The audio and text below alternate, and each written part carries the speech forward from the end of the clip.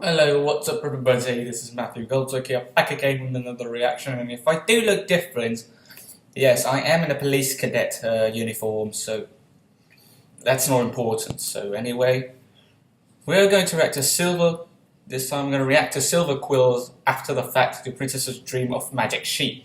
I've been waiting for this episode to come, and I'm glad that it's here about 3 days ago, so let's not waste any more time. Let's start this in 3, 2, 1, go. Yes. Ha-ha! Not even the Princess of the Night can keep me from my mischief. This little land gives me access to everyone's dreams. Let's watch the fun. It's always such a...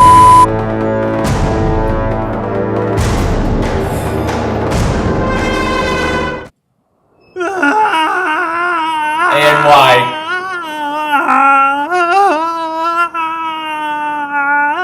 Hey there, bud. Looks like you drew the short straw. Catch me, Mr. Flight Animation!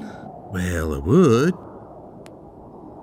But you didn't want to collab for this episode. I'd already promised someone else!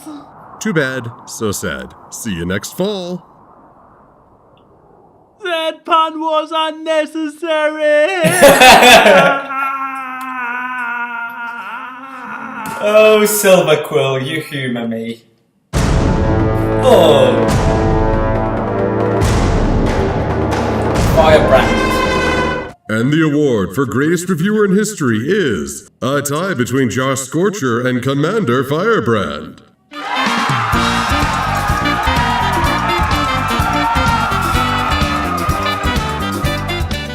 Thank you all so much. I've worked really hard for this. I know people like to say, just do it, ironically, but really, that's the secret to success like this. Just do it. You have to keep pushing despite all the setbacks. Yo, Firebrand, I'm happy for you and I'm gonna let you finish, but first... Cut!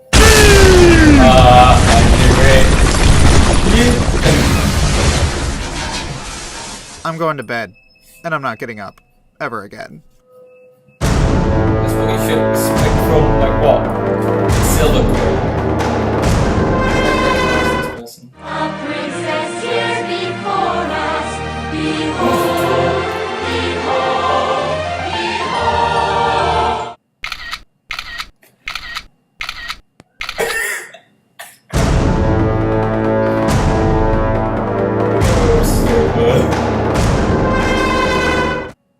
Who's this? So, my sweet and salty half-breed, how's about we do a bit of rating of our own, if you know what?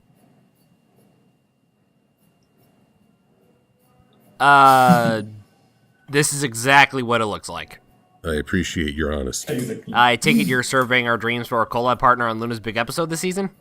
If it will get us out of this situation faster, then I'm going to say yes. Very well. I'll see you on that second barrage. So, did you custom cut those jeans, or is this something you can get at the store? Silver! Right. At least this is less startling than Dr. Wolf's dream. Oh, hail wolf! Oh, hail wolf! Oh, hail wolf! It's the voice of reason. It is the voice of reason. So let's not waste any time here. We begin with... Of course not. Princess Luna's turning into Nightmare Moon! I'm sorry, we seem to have tuned into a bad fanfic. What? You know, one of those tales that just blends elements from past episodes, but doesn't really strive for anything new. Though I will praise the animation quality for this fic. One sec. Wait, go back! The mech game's on! Nuts to bases ball, the Blacklist is featuring a betrayal tonight. I don't care about Good Guy Ultron. It's the bottom of the 11th and the winning run is on second for Wilmer Flores. But it's so dark and broody and cynical, just like grown-up entertainment arbitrarily should be. They're fighting for what channel?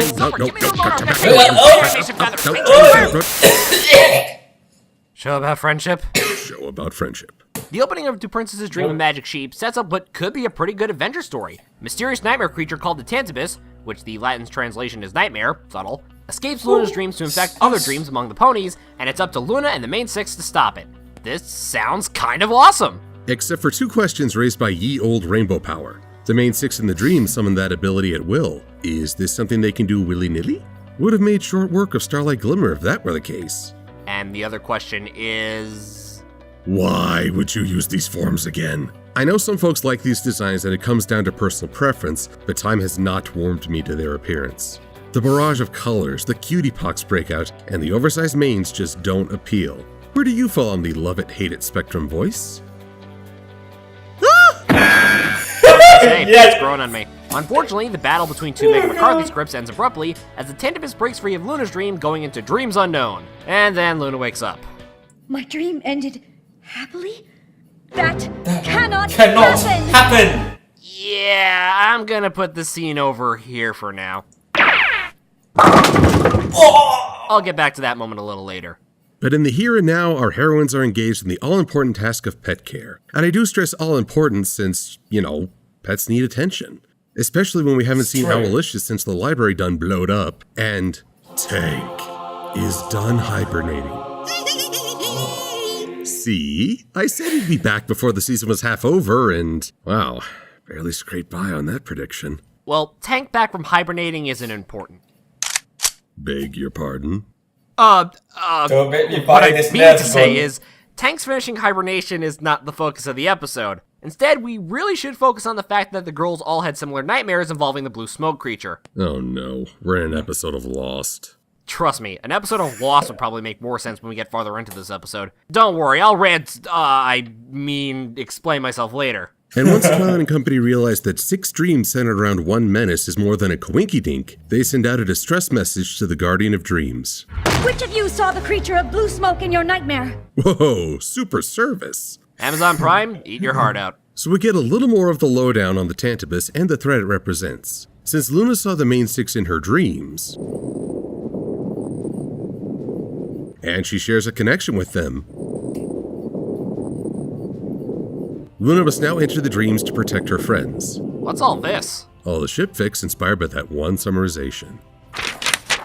Ooh, Rule 34 ones too. The plan is for Luna to hunt the Tantibus across dreamscapes, so she gathers everyone together for a platonic sleepover. Man, I'm getting a serious case of deja vu right now. I can't quite put my hoof on it, but wait, why can't Celestia help? There is nothing my sister can do. She has no power in the realm of sleep. Yeah, let's see what Google Translate says about that. Gee, I wrecked the car. Please don't tell Mama. She'll be furious again. But at least Spike gets to help. I know you said no pony can help, but I'm no pony. Now that's what I like to see. Spike's willing, loyal, and... He sits there and does nothing. Why won't you let me dream? Are you kidding? This is so exciting. I don't know how I'm ever going to... Humor. Oh, Pinky. Never change. First dream of the night is Rarity, and... oh look, she's dreaming about clothes. Really? That's what Rarity's currently dreaming about? You couldn't have set us up for the trilogy of episodes we're gonna get next time? Nope. Just stresses. Let's fast forward a little because half the main 6's dreams are really uninteresting. Rarity, Twilight, and Applejack all feature dreams that stick so close to their archetypes, there's no surprise. Don't get me wrong, it's fun to see how the Tantibus twist these into nightmares and the aspects attack. Cue Luna awesomeness. But of all the times one could put a fun twist on our heroines, now is that time. I could think of at least one dream for Twilight that would get fans a-talking. What are you... Oh no. I know these... if that were to happen, the shits are going to be so hard. Silver, how could you? How could I not? But the Exactly. Flame Wars! Will be delicious to read. Grandpa needs his stories. Can we please just focus on the other 3? Let's start with Best Pony. My Best Pony. Apparently, Pinkie Pie is a lucid dreamer. First thing that pops into her head, bam, it appears. And her nightmare feels like something out of a horror comedy. The delectables she snacked on for all those years have come to seek revenge. That is hilarious and scary at the same time. Unfortunately, her lucid dreaming allows the Tantibus to escape. Speaking of lucid dreaming, we may want to move to the next dream. Why? That's why. Hot! Hot! And now you know how the Spitter's acid feels in Left 4 Dead 2. Oh yes, my life is so much richer for knowing that. Thank you, O Fates, for this grand revelation. It's so from a nice to game. be a pet for once. I have so many questions, but I want to keep this a PG review for once. Yes. Don't turn it into Rule 34. That's actually an improvement. What do you think, Silver? Rawr. nice.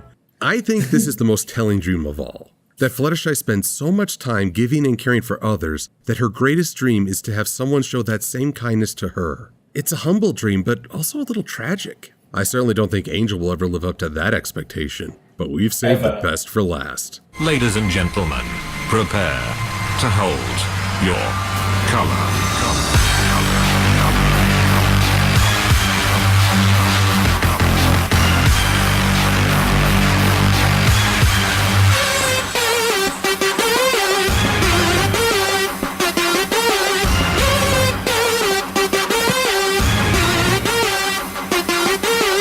This is good. Don't cheapen this with words. How about with sunflowers? No! I'm sweet, unbearably cute. Watch me solo on jazz flute. That's when Yeah, Rainbow things should get count to herself us. lucky. This is just a nightmare. For some, this is actual hell. Like that one. But it's all for naught as the Tantibus slips away and Luna's pursuit ends. After what I did as Nightmare Moon, the fact that I am once again responsible for harming others is more than I can bear. Although after you left, I did happen to dream that I was eating a giant ice cream cone with all of Ponyville while taking a test we hadn't studied for. See? What'd I tell ya? Every pony makes mistakes. Yeah, one of those mistakes being forgetting to remind the girls not to dream about other ponies. Would that have made a difference? Most folks don't have control over their dreams, and reverse psychology is a factor here. Well, I wouldn't mind so much if Luna wasn't...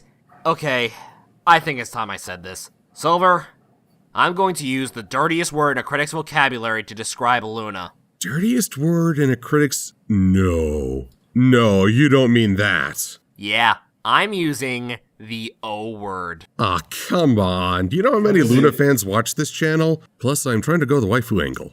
Sorry, Silver, it's a sacrifice we all have to make. But think of my dignity. What dignity? Ask the yaks. Fans of Luna, far and wide, perk up your ears and duck for cover. It's gonna get nasty. If anyone needs me, I'll be getting a Slurpee. Princess Luna, as a character, is overrated.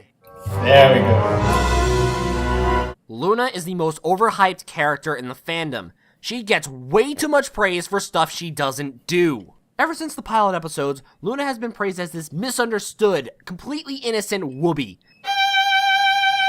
She looks so much like that.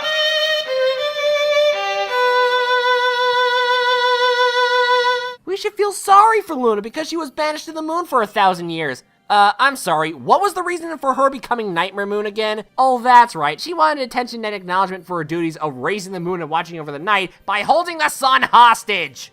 That doesn't sound like a selfless and caring ruler, it sounds more like a selfish and bratty teenager who wants things her way. I hate to say it, actually, no I don't, Celestia was in the right for banishing her to the moon. Ever since then, Luna was the worst part of most of the episodes she had a prominent role in. Luna has shown she's not a good role model time and time again, undeserving of the fanfare. And yet every time Luna makes an appearance or get a mention, the entire fandom is like, Oh my god, Luna! Luna, Luna, Luna, Luna! Best princess ever! Well, that's inconvenient. yeah, pretty much that. Oh, he that's was a just sniper. low. Do I come in and shoot your inner fanboy in the head? You would. Yes, I would. Exactly.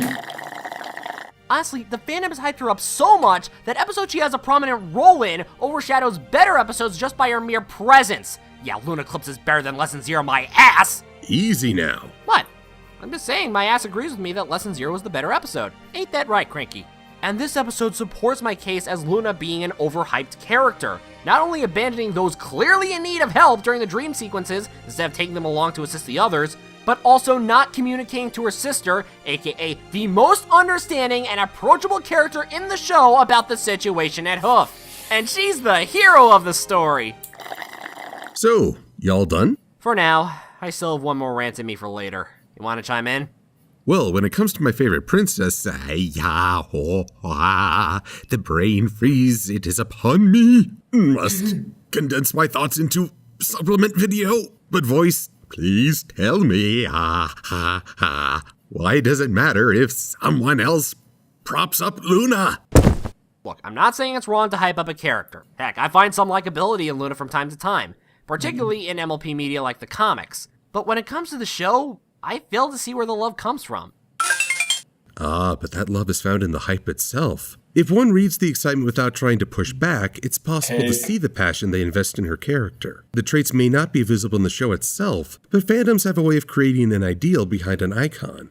And while an overabundance of passion can be frustrating, it can also offer an insight to what many people are seeking in a story. I guess you have a point there. Back on track, realizing that the Tantibus will spread like the plague now that everyone in Ponyville will be harmed, and all that fear would give enough power for it to escape into the real world, Twilight suggests to Luna to create one shared dream to trap the creature. And I'll admit, that's really awesome of Luna to pull off. Unfortunately, this leaves Luna immobile as all her focus is kept on maintaining the shared dream. You know what this is, right? What? This shows that both Luna and Cadance have had reasons why they can't enter the fray themselves, and thus the main six have to carry the burden. I truly wish Celestia could be given this reason so she could appear less helpless.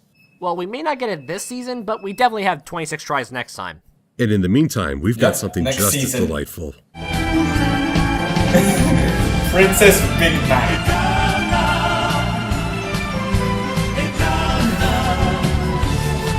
When I first saw it, I just laughed like crazy. I think on the reaction. Yeah, this scene is pretty cool, but you know what it could use? Some docking.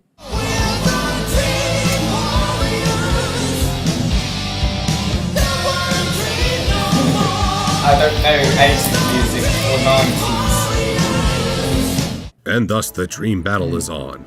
I gotta say, the imagery here is the same vein as what we saw in Slice of Life, yet more devoted to the conflict against the Tantibus. So if you weren't a fan of the 100th episode shoutouts, this might be more your style. Filthy Rich certainly gives new meaning to "Shut up and take my money!" But all that combined power isn't enough to stop the Tantibus advance. And it's here that we learn the truth behind its connection to Luna. I created the Tantibus to give myself the same nightmare every night. To punish myself for the evil I caused as Nightmare Moon. Excuse me while I go hit my head on a wall for a good 30 seconds. Many a fan has commented on the issue with this, and I have to agree that making the Tantibus a willful creation of Luna is troubling. Not just because it's led to everyone else being in danger, but what purpose does it serve? This isn't penance. This is self-torment and even more unhealthy. And I know a lot of folks disagree with my 1 year theory, but can we agree that it's been at least a year since the storyline began? How long has Luna been doing this to herself? Now, remember this scene from earlier? On my initial watch, I misheard that. I thought she said her dream wasn't supposed to end. This moment, going along with the creation of the Tantibus, makes even less sense when you account for the CMC Dream Trilogy. She says she gave herself the same nightmare every night. What, does she put the punishment on hold every time some pony's having a crisis of their own? Or she might sleep during the day while her sister tends to the world's ills. I'd like to think that's the case, since it would explain why Celestia didn't apparently try to help. If she were distracted, she may not know that Luna has been causing this problem. But luckily, this isn't a matter between just the two of them, as the main six offer words of support. Every pony who knows you knows that Nightmare Moon is in the past. We all trust you, Luna. Do you trust us enough to believe we're right? I do. I do. Wait a minute, I just figured out why I was having deja vu before.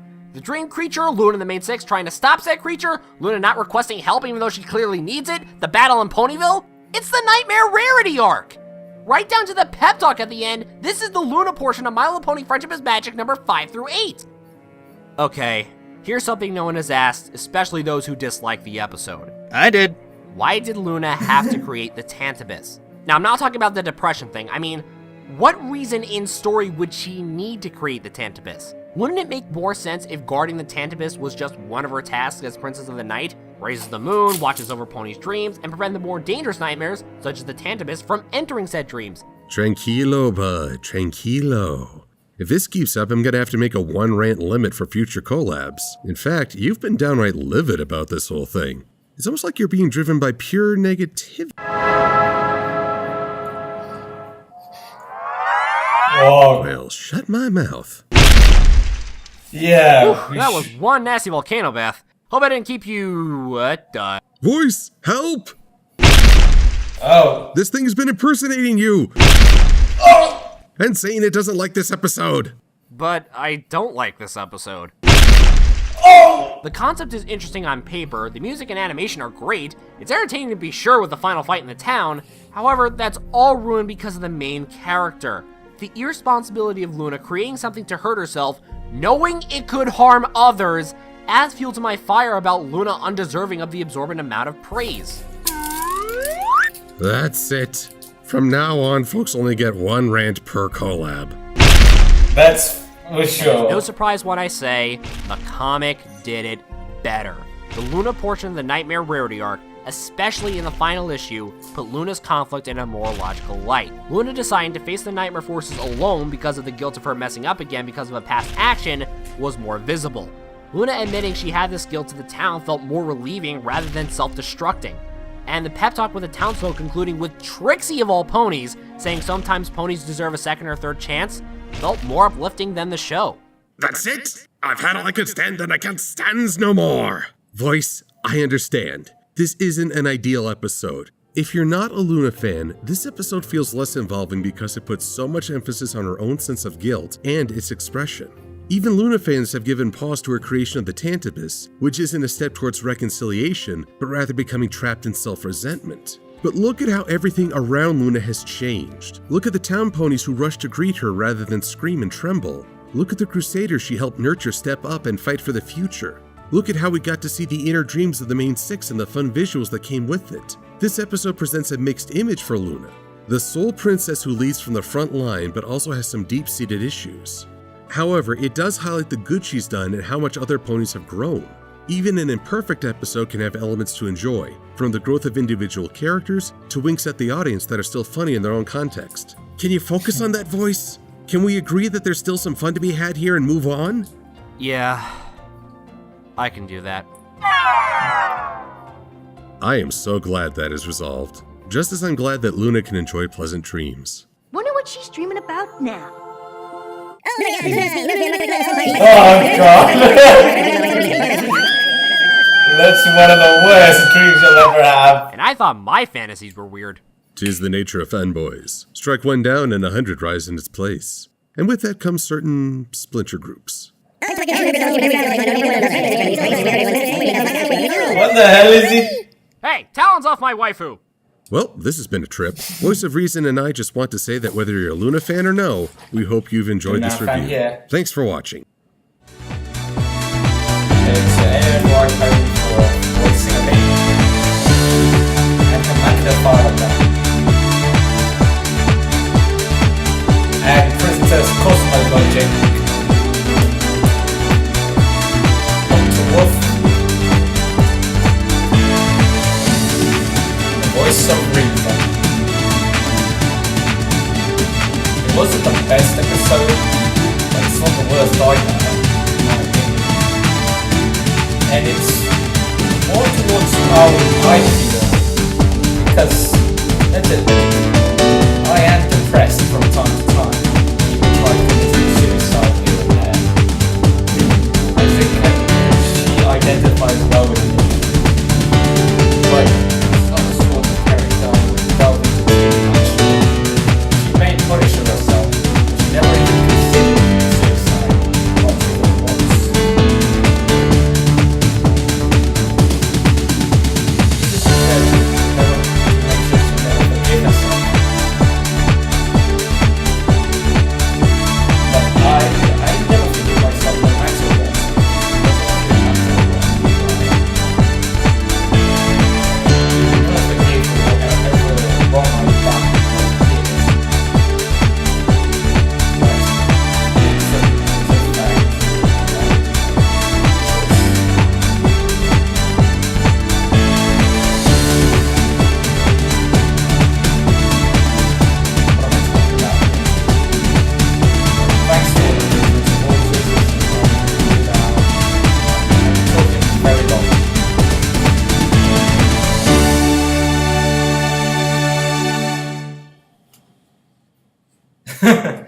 I actually liked this new episode.